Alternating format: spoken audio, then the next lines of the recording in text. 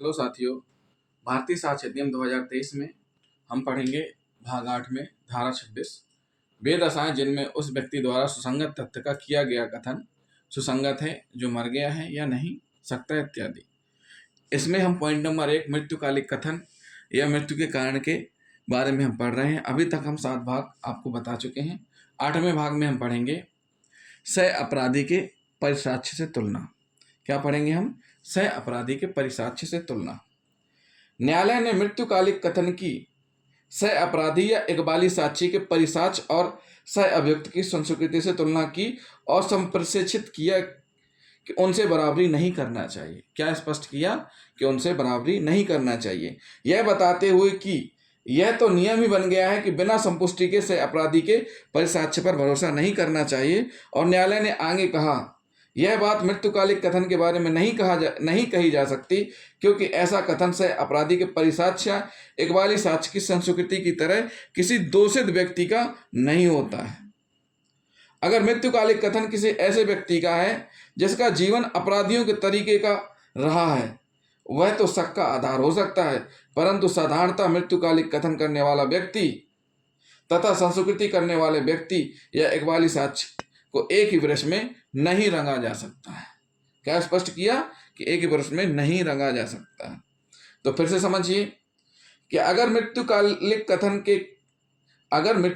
कथन किसी ऐसे व्यक्ति का है जिसका जीवन अपराधियों के तरीके का रहा है, यानी जो हिस्ट्री शीटर है, जिसने बहुत सारे अपराध किए हैं और अपराधियों के तरीके से रहा है, वह तो शक का आधार हो सकता है। क्या वो सारी चीज़ जानता है, इसलिए हो सकता है फंसाने के लिए ऐसे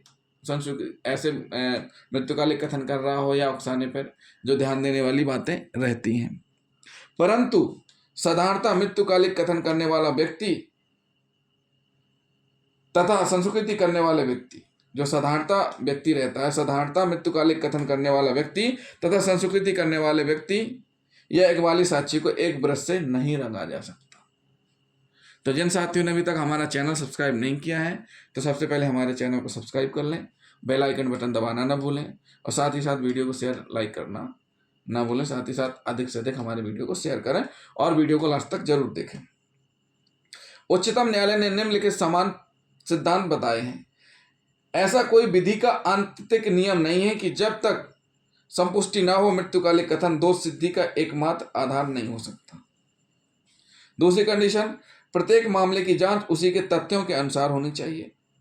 नंबर तीसरा, मृत्युकालिक कथन अन्य साक्ष्य के मुकाबले में कमजोर प्रकार का साक्ष्य नहीं होता। क्या नहीं होता? कमजोर प्रकार का साक्ष्य नहीं होता है।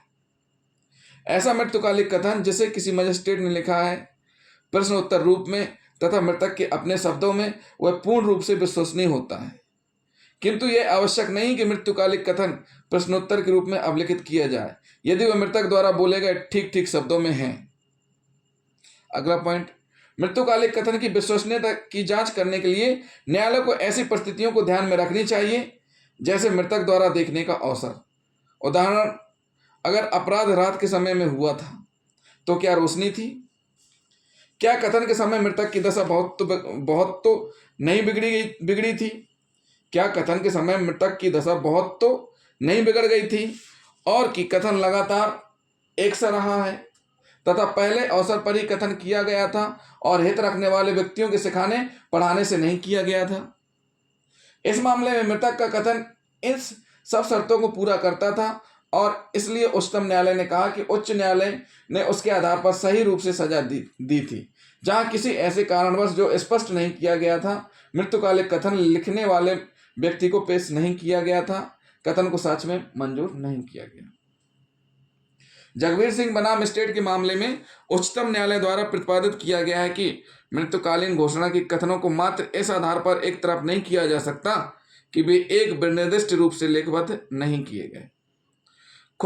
खुशाल राव बनाम स्टेट ऑफ बॉम्बे में विश्वसनीयता की कसौटी की पुष्टि की आवश्यकता के संबंध में बताया गया है। जहां किसी कारणवश जो स्पष्ट नहीं था मृत्युकालिक कथन को लिखने वाले व्यक्ति को पेश नहीं किया गया था, कथन को साक्ष्य में मंजूर नहीं किया गया। उच्चतम न्यायालय ने कहा कि मृत्युकालिक कथन की पुष्टि आवश्यक नहीं है, क्योंकि हो सकता है कि स्वतंत्र गवाह पुष्टि करने के लिए मिल ही ना पा रहे हों। परंतु मृत्युकालिक कथन को विश्वास योग्य मानने से पूर्व उचित सावधानी तथा सतर्कता का प्रयोग किया जाना चाहिए। इस बिंदु पर जोर देने के लिए उच्चतम न्यायालय ने कहा कि मृत्युकालिक कथन दोष सिद्धि का एकमात्र आधार बन सकता है। एक व्यक्ति जो मृत्यु शैया पर लेटा हो वह इतना अधिक पवित्र तथा शांत स्थिति में पहुंचा होता है जो शपथ पत्र के अधीन बाध्यता के बराबर हो जाती है। इस कारण से शपथ तथा पितृ परीक्षा की अपेक्षा नहीं रह जाती। कथनकर्ता जो पीड़ित है वह स्वयं ही प्रत्यक्ष साक्षी होता है और उसके कथन को अलग रखना न्याय को विफल करने के बराबर होगा। तो साथियों, ये क्या बताया गया है? ये खुशहाल राव बनाम स्टेट ऑफ बॉम्बे में बताया गया है। पोथा कामरी बनाम स्टेट ऑफ एपी के बाद में घाव के 2 दिन बाद मृत्यु हुई। इस बीच जो जख्मी व्यक्ति ने सगी बहन को हत्यारे के बारे में बताया, इसका कथन को सुसंगत माना गया क्योंकि इस बात का कोई सबूत नहीं था कि पीड़ित व्यक्ति बेहोश हो गया था। इस बात का कोई सबूत नहीं था कि पीड़ित व्यक्ति बेहोश हो गया था। सुरजीत कौर बनाम स्टेट ऑफ एमपी में खुशहाल राव बनाम स्टेट ऑफ बॉम्बे के निर्देशकवाद का अनुसरण किया गया, जिसमें मृत्युकालिक कथन विधि का स्पष्ट विवेचन है कि यदि न्यायालय इस निष्कर्ष पर पहुंचे कि मृत्युकालिक कथन मृत्यु की परिस्थितियां और आहत व्यक्ति पर आगमन करने वाले का ठीक ठीक वर्णन का परिणाम है, तो इसके लिए अतिरिक्त संपुष्टि की जरूरत नहीं है। क्या नहीं है? अतिरिक्त संपुष्टि की जरूरत नहीं है। अर्थात कोई व्यक्ति अपने निर्माता से अपने मुंह में झूठ के साथ नहीं मिलेगा। यदि मृत्युकालिक कथन को रोक दिया जाए तो इसका परिणाम न्याय की हत्या होगा, क्योंकि गंभीर अपराधों में समानता आहत व्यक्ति केवल प्रत्यक्षदर्शी साक्षी होने के कारण कथन का अपवर्जन करने से न्यायालय के पास कोई साक्ष्य ना बचेगा।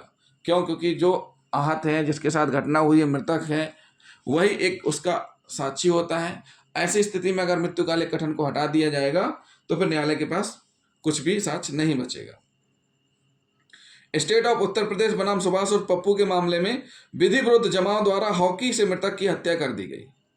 जिस शख्स से हत्या की गई थी वह बरामद नहीं हो सकी, लेकिन कार्यपालक मजिस्ट्रेट द्वारा लेखबद्ध किए गए मृतक के मृत्युकालीन घोषणा के कथनों से घटना की पुष्टि हो रही थी। उच्चतम न्यायालय ने मृत्युकालीन घोषणा के कथनों पर विश्वास करते हुए यह अब निर्धारित किया कि मात्र हॉकी स्टिक बरामद नहीं होने के आधार पर अभियुक्त की दोष सिद्धि को अपास्त नहीं किया जाना चाहिए। क्या नहीं किया जाना चाहिए? दोष सिद्धि को अपास्त नहीं किया जाना चाहिए। नातेदारों को दिए गए तथा उन्हें फंसाने वाले कथन। बाराती बनाम स्टेट ऑफ यूपी में उच्चतम न्यायालय ने प्रतिपादित किया कि मृतक के रिश्तेदारों से किया गया कथन जब उचित तरीके से साबित हो जाए तो यह भी विश्वसनीय होता है। इस मामले में एक व्यक्ति को तेजाब डालकर मार दिया गया था। सबसे पहले उसका लड़का आया और उसने बताया कि किसने ऐसा किया है। वही बात उसने पुलिस स्टेशन में बताई और फिर अस्पताल में। न्यायालय ने कहा कथन विश्वसनीय था। उच्चतम न्यायालय बीएस मोर बनाम स्टेट ऑफ महाराष्ट्र के बाद में मृतक ने अपने लड़के के ही खिलाफ मरते समय कथन किया था और न्यायालय ने इसके आधार पर दी गई सजा को उचित ठहराया। न्यायालय ने अपने द्वारा निर्णीत एक भूतपूर्व बात को उद्धृत किया, जिसमें यह कहा गया था कि यदि मृत्युकालिक सत्यता दर्शाए तो इसके आधार पर सजा दी जा सकती है। भले ही बाप व बेटे में कुछ दुश्मनी थी, लेकिन अगर लड़का अपने बाप का कातिल ना होता तो यह बिल्कुल ही असंभव होता कि मरते समय एक बाप अपने लड़के को बेमतलब फांस दे। यह तथ्य स्वयं ही कथन की सत्यता को दर्शाता था। इन निर्णयों से यह भी प्रतीत होता है कि बिना संपोषण के मृत्युकालिक कथन के आधार पर सजा दी जा सकती है। जब संपोषण आवश्यक हो तो यह पक्षद्रोही साक्षी के माध्यम से नहीं किया जा सकता। यह आवश्यक नहीं कि मृत्यु के समय एक के बाद एक होने वाली प्रत्येक घटना के बारे में संपोषण हो। अभियुक्त ने मृतक के शरीर पर एसिड फेंक दिया। विवेचनाधिकारी सूचना पर घटनास्थल पर पहुंचा और अभियुक्त को फंसाते हुए मृतक का बयान अभिलिखित किया। विवेचनाधिकारी को मृतक के साथ अभियुक्त के संबंधों की जानकारी नहीं थी। उसके द्वारा अभिलिखित किया गया कथन उसकी मृत्यु के कारण के बारे में था। इसमें झूठा फंसाने की संभावना नहीं हो सकती। आवश्यकता के सिद्धांत के आधार पर मृत्युकालिक कथन गिराया है। क्या है? मृत्युकालिक कथन गिराया है। अभियुक्त का मृत्युकालिक कथन मजिस्ट्रेट द्वारा उस समय अभिलिखित किया गया जब वह सचेत था और मजिस्ट्रेट ने अपने बयान में कहा कि यही बयान मृतक द्वारा दिया गया था। मृत्युकालिक कथन पर निर्भर किया गया। स्टेट ऑफ यूपी बनाम शिशुपाल सिंह में मृत्युकालिक कथन मजिस्ट्रेट द्वारा अभिलिखित किया गया, जो ना तो मृतक द्वारा हस्ताक्षरित था ना उसमें उसके अभिलिखित किए जाने का दिनांक और समय लिखा था, और अभियोजन इस बात का कोई स्पष्टीकरण न दे सका कि मृतक हस्ताक्षर करने की स्थिति में नहीं था।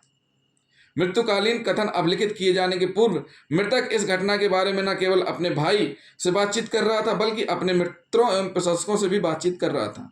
ऐसे केस में अभियुक्त की दोष मुक्ति का आदेश उचित है। तो साथियों, ये कुछ उदाहरण हुए जो हमने आपको बताया। अब हम आपको बताएंगे आगे मृत्युकालिक कथन का प्रारूप भी बताएंगे क्या रहता है, साथ ही साथ मृत्युकालीन घोषणा की आवश्यक शर्तें भी बताएंगे। तो जिन साथियों ने अभी तक हमारा चैनल सब्सक्राइब नहीं किया है तो हमारे चैनल को सब्सक्राइब कर लें और हमारे आने वाले भागों को जरूर देखें। थैंक यू दोस्तों।